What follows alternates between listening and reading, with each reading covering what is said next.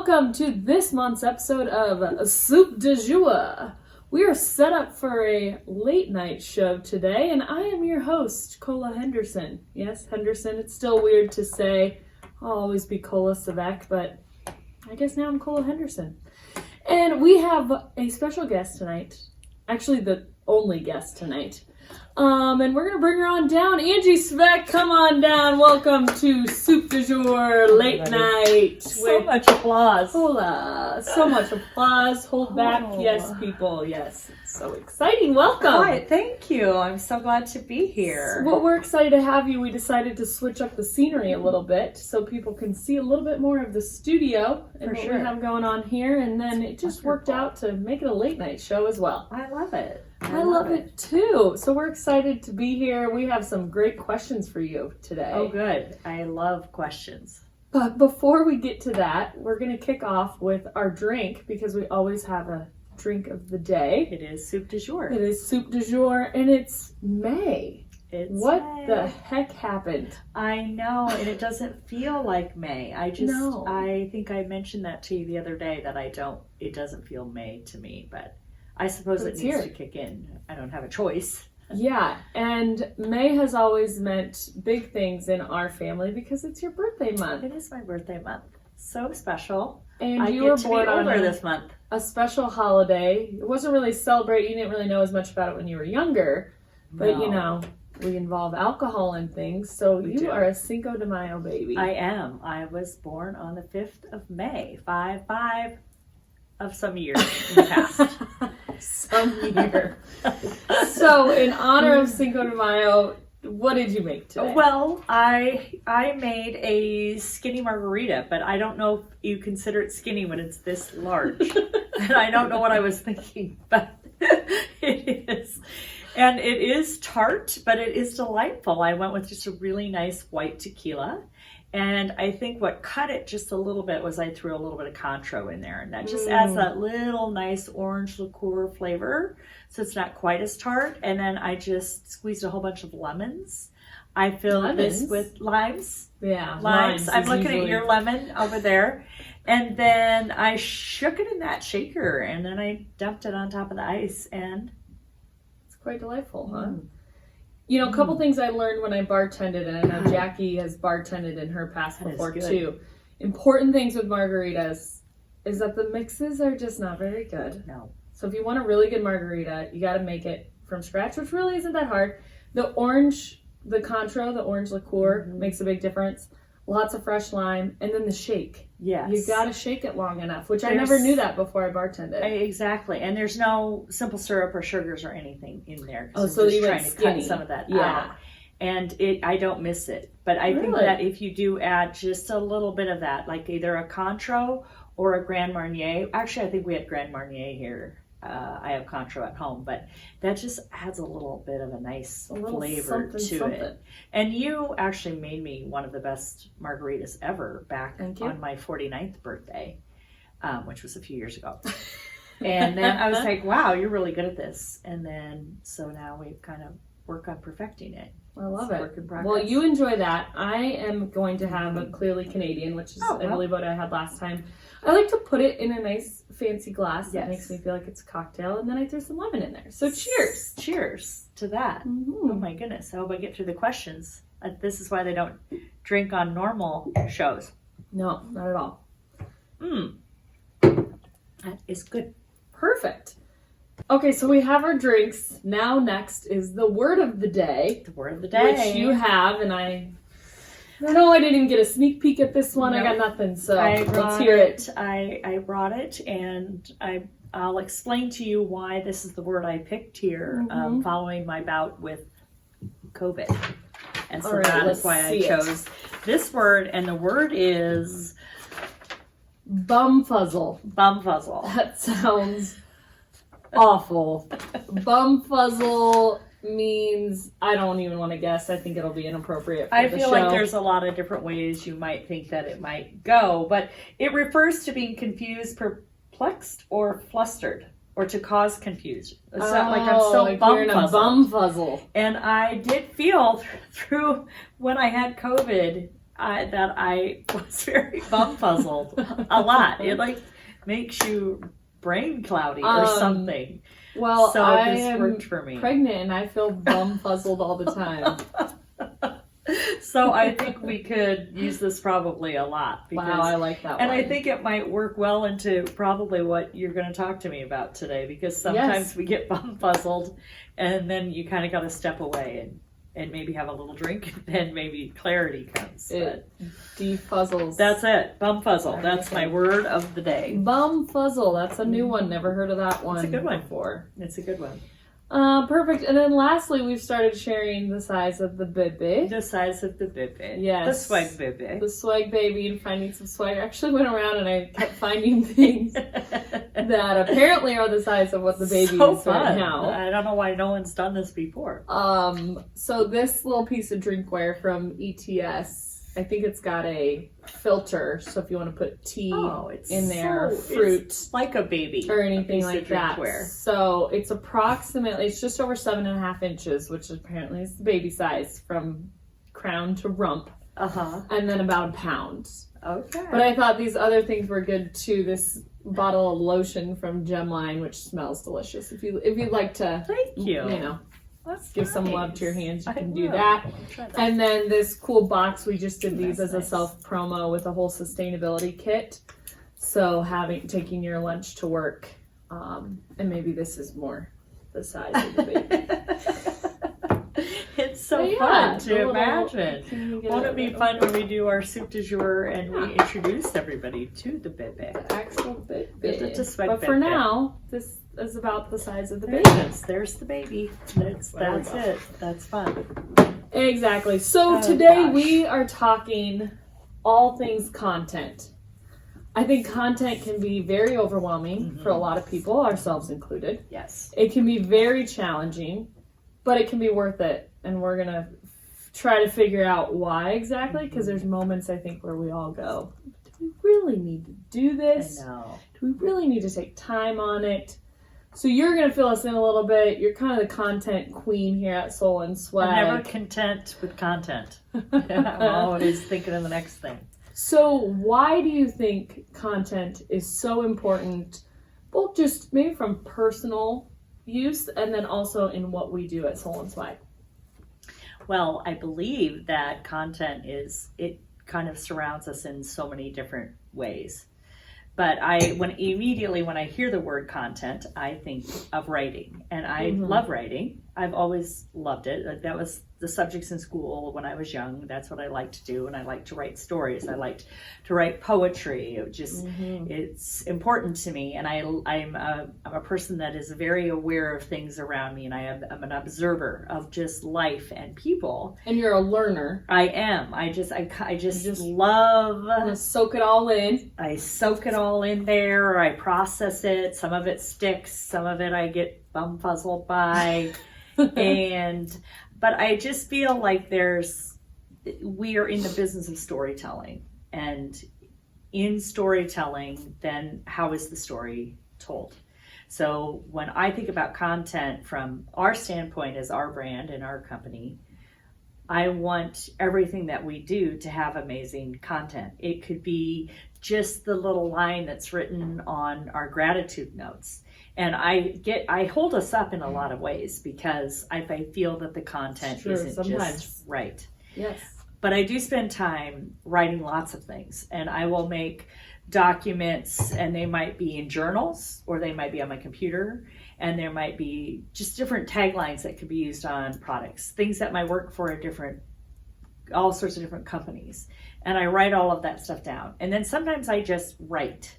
And I have learned that writing is meant to just flow out of you. Like sometimes it comes out, and if someone else read it, they'd be like, what is this garbage? And that's why there's so many renditions before a writer gets to the end and really writes the perfect book or writes a great script for a movie, because it takes time to develop all of it. And I just feel like it's such an important thing. And writing, a lot of times, whether it's emails, which, as you know, I don't like. But anything that you get, you look at it and you're like, who taught this person how to write? Or why don't they know how to write? And I feel like it's just still a very important part about helping people develop their story and ours. For sure. And you've been someone that content has always been important to you, whether you were acknowledging as much as you do in business now today before, but coming from the coaching world of motivation, inspiration, all of that being content and how you were going to deliver it back to them. But then when we started Soul and Swag, we started doing a lot of networking. Mm-hmm. And you'd go to these groups and people would go around and go, hi, I'm so-and-so with this kind of blah, blah, blah. Mm-hmm. And it was just blah. So you decided to do kind of a funky elevator speech. I hate that we call it that, by the way, but whatever. More of a fun intro to who you were and where you worked out. So check it out. I represent the Soul and Swag brand. We work with businesses that need a hand. We're women owned and we love to give back. There's me. I'm Angie, Cola, Tammy, Maria, and Jack. Through our rustic and modern studio space with creativity flowing all over the place, music and our swag bar will put a smile on your face, and we'll throw in a side of humor and grace. As a client, you have a story to share. Emotional connections should always be there. We match your brand to your purpose and turn your customers into fans. We'll curate awesome t-shirts or koozies for your cans. With a million different products from headphones to drinking glasses, we seek inspirational ideas that will definitely kick some asses. As we know in life, you get what you give, or at the very least, you know how you like to live. So the ultimate swag experience is kind of a big deal. You want everyone to see your brand and immediately feel like they just had the best swagasm in their pants. And if you work with us, we're saying there's a chance. Okay, so now that they've seen that, tell us how it went. Did it catch attention? Oh, for sure. Were people kind of confused at first when you started doing it? And you have to be prepared for that. If you're going to be positively different, you throw things off. You can't be afraid of, oh, what are people going to think, or they're going to criticize me. That's not why you did it in the first place, and that's why we're trying to be different. So there are those people, and there's people that are judgy or whatever, and they look at you, and because it's a little bit awkward, because someone walks up and says, oh, my name's Joe, and I sell insurance, whatever. And you're like, oh, Joe, man, this is terrible. Just liven it up a little bit. And so when you do that, it kind of throws people off, and then they look at you like, this lady's cuckoo for Cocoa Puffs. But I might like her, but I don't know, but weird. But I do remember her. Right. And that's a part of the whole thing. And I think when we're in the business that we're in, and I don't know why I say that, because I could be in banking, and I think life should still be colorful and vibrant and interesting. Absolutely. I don't know why we have to be so bland. So I feel like it went over well, and I had it memorized for a while, and then when I recited it for this, I kind of had forgotten how it went. But I think we haven't had to do elevator speeches lately because of the lack of networking and in-person things. It was well received, I felt like. Yeah, and I think one of my most fun things is when we really throw it at you pretty quickly. You kind of screwed yourself. It was kind of your own fault of when we started Soul and Swag. And although you've written poems for years and years and years, it kind of turned into doing toasts. And that could be on a business level, but usually more just personal and fun. And one of my most favorite ones you ever did was for my 30th birthday last year. And we did a party bus and the whole thing. And then you were told to give a toast in honor of my birthday. And that's become a thing now. So take a look at what she said. Today, we celebrate Cola. 29 is in your past. It's a USA party to launch your 30s, and we know it'll be a blast. When you were born in Fremont and the doctor said, it's a girl, I had a feeling there and then that you would change the world. I'm the luckiest mama that ever could be. And I'm really glad we called you Cola, 'cause you weren't meant to be Nikki. You're brilliant and funny and talented and sweet, and you fell in love with a redneck who has swept you off your feet. Congrats on your engagement. You had it for him the first time he tried to flirt. Colby, you better take care of my daughter, or you'll be buried in that bird shirt. So, Cola, as you start this new birth year, during this party that's red, white, and blue, I feel blessed to be your mama and business partner too. You've got the very best smile, everyone loves your style, and hanging with you is always worthwhile.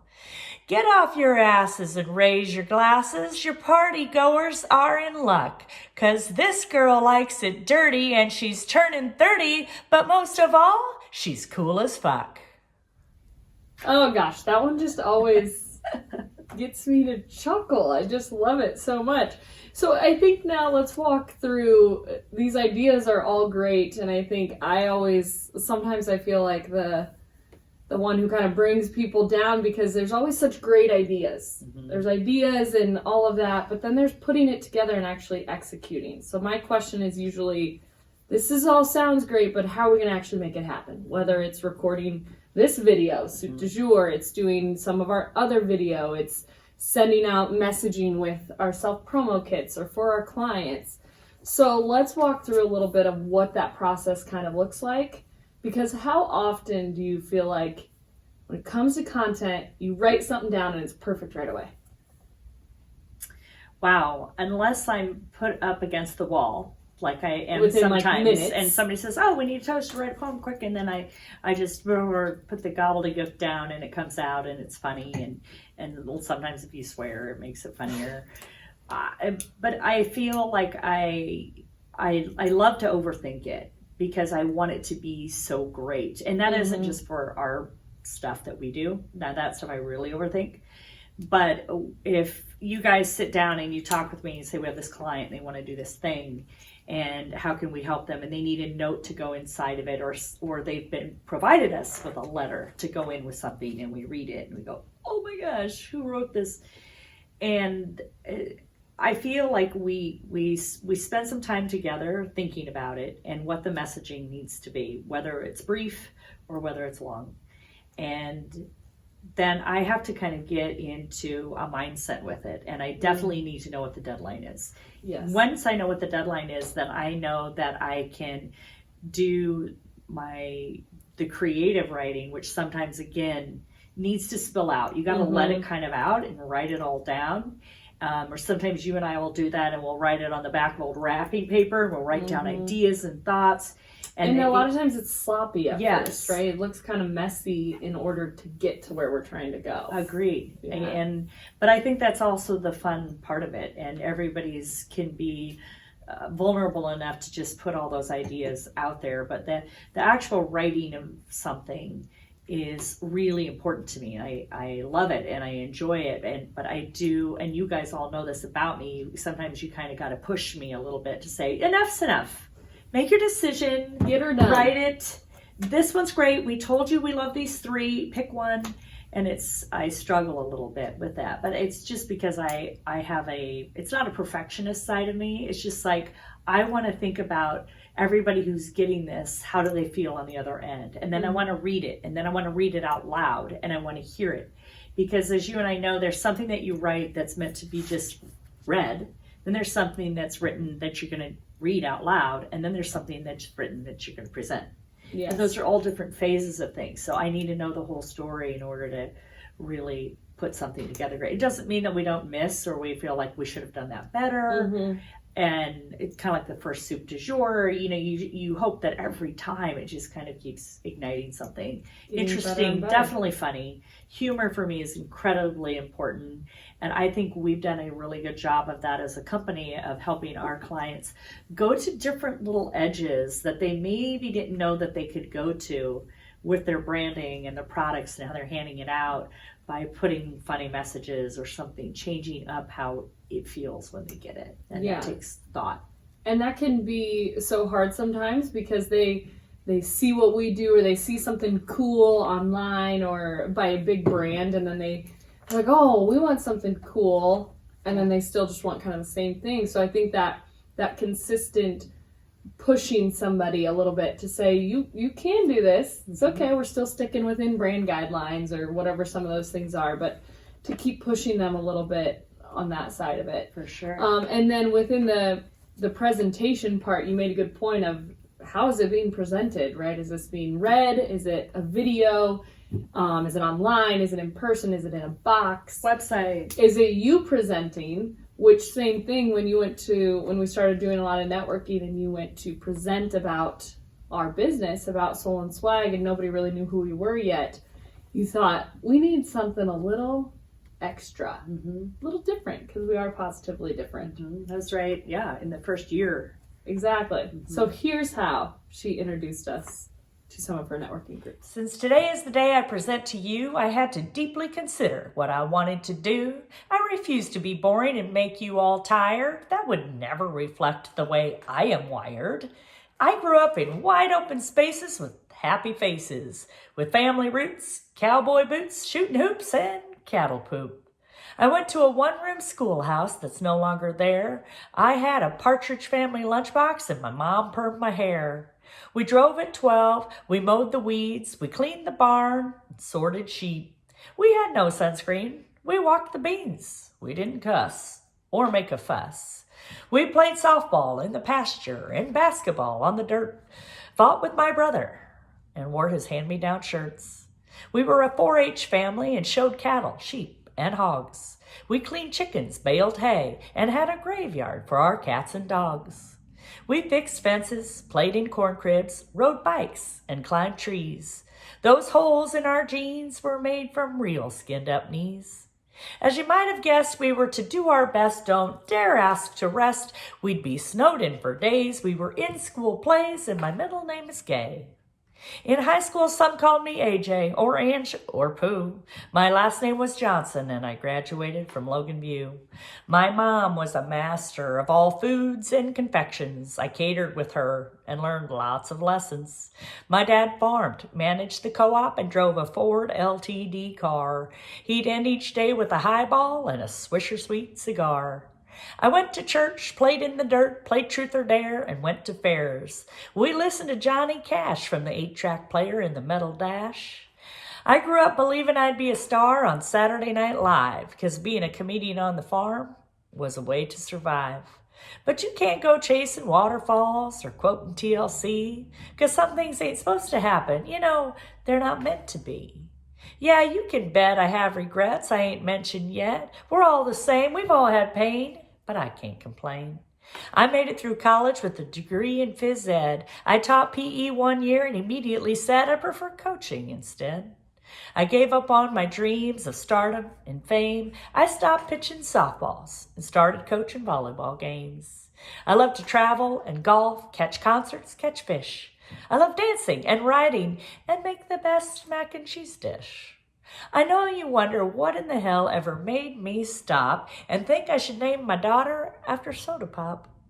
But Cola is the real thing, and that name really fits. Her given name is Nicole, if any of you give a shit. My son Trevor's in college. Poor kid looks like me. He's on the 5-year plan to earn his degree. I've lived in Elkhorn since 2004. Best move of my life. Wished I'd done it before. On June 12, 2017, we put this business in gear. We gave it a name and took off without fear. For nearly 30 years, I've been in this game. I love this creative journey and how it's changed. Cola and I own it together. My sister Tammy's the glue. She chases down the squirrels and tells me what I need to do. We have a soul mixologist on our swag crew. My niece Jackie's mantra is, I can do that for you. Now I'm going to shut down this story and let a new one begin with a video we've created to show you the business we're in. So sit a while, put on a smile, you got that style. I promise you this won't be a drag, it's in the bag. We're Soul and Swag. So just a totally fun way to talk about what we do in only a few minutes. And where we came from and all of that. I love it. It's one of my favorites. You haven't done it in a while because we haven't been in front of people. Modified it over time. Yes. For Soul and Swag Cella, then I made it more, that was more to introduce myself, and then I modified it more about our whole company. But yeah, it was fun. It went really well. I had a lot of people say I've never experienced a presentation like that ever, and they felt like it kind of changed the way people felt they needed to pay attention to how they're presenting their business. Absolutely. And their brand. And I think that's such a key thing of it caught people's attention. which was your goal, and they're not going to remember every word you said, but they remember you and the presentation of it. And I think it's a great thing. I'm not great at writing poetry by any means, but I think I'm okay at it. I like it. And so not being too hard on ourselves to just try, because you might write it out and go, wow, actually, I think I can use this. Or, maybe somebody else looks at it to make it cool, because I think rhyming, toast, poetry, they really catch attention. They get people to stop and listen when you're talking. For sure. Yeah. And it makes a difference too, really thinking about how is that content being delivered. So if it's something that's going in a box that we're sending out and you have to allow the reader to read it themselves, how does it read? And can they read it in a way that's easy for them, but still interesting and something they want to read? Definitely. And then is it something that is written out and you're actually reading it like you would listen to an Audible book? Or is it something that you're writing out and you're now going to present it or deliver it? So there are all sorts of different ways to create your content based on how the messaging is actually going to come across. So it's no different than thinking about the messaging you want to put on a product. You're like, this would be really cool. Oh, but you're going to put it on a pen. There's not room for all of that. So you have to think about all of those different things. Oh man, I love it when we get a big, we're doing a t-shirt. So he says, can you put something funny on there? All right, let's go. We got some room to work. So it makes a difference in how you develop the content. Absolutely.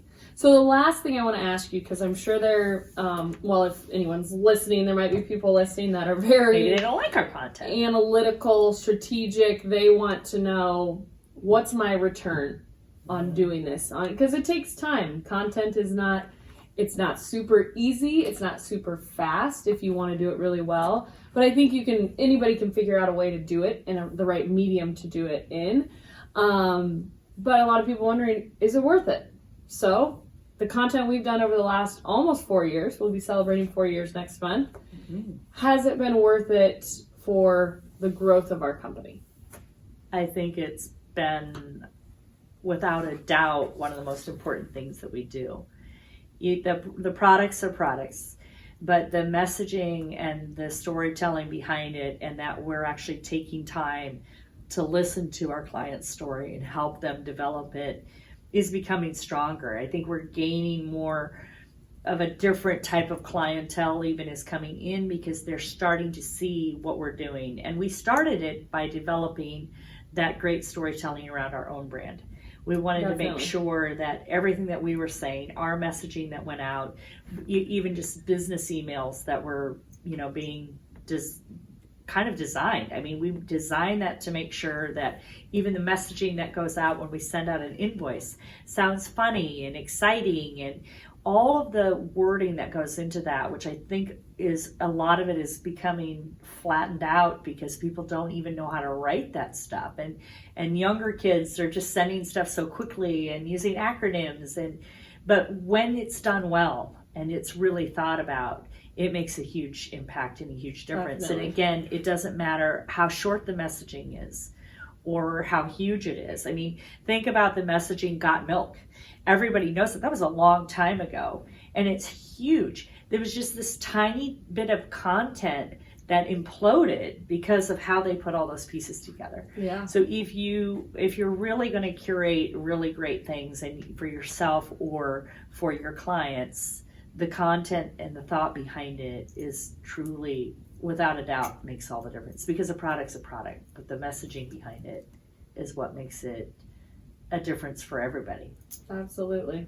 It's so true. I love that example of Got Milk, because I feel like it's almost come back around again, and you're seeing more messaging for it, and, but it never really went away either. Yes. It's a crazy little thing. Smart people. Right. Lots of money. Right. All right. Well, we appreciate you joining us for our first ever late night on SoopDuhZhoor. This has been fun. Thank you for being a guest here today. I hope nobody's bumfuzzled by all of this. It's not that difficult. Just put it out there. It's easy to be bumfuzzled. You're not alone. Cheers. Cheers. Thanks. Happy Cinco de Mayo.